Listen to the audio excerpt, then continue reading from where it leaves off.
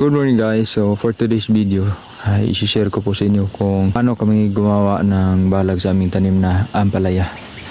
So ito lang po yung aming ginawang balag. So napakasimple na po. Yan, ito na po. So itong area na to ay taniman namin ng Galaxy Max F1. So ito po lang po ang area na natapos naming installan ng twine, at sa kabilang area ay hindi pa na-installan. So dito po yun ang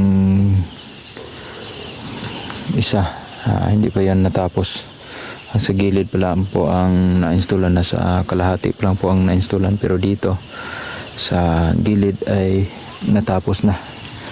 Then sa taas ay tapos na rin. Ganito lang po kami gumawa ng balag sa aming tanim na ampalaya.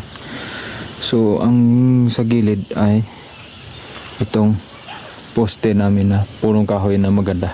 So pinipili namin yung magagandang punong kahoy. At dito yung isang bamboo tree. Yan. Hanggang dito sa kabila. Then may tie wire na tali dito. Then yan, dapat siguraduhin ninyo na malalim yung pagkabaon ng poste.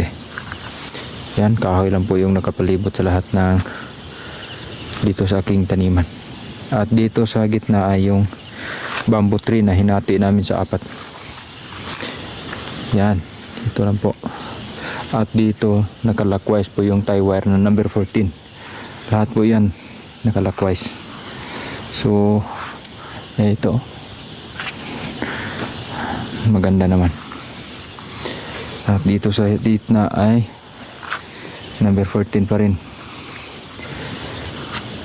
Yan, dito lang po kasimple yung ginawa kong balag sa tanim namin na ampalaya.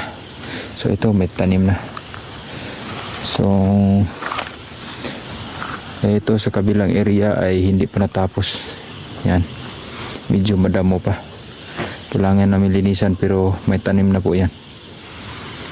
At dito ipaararo ko para pang heal up sa tanim kong ampalaya.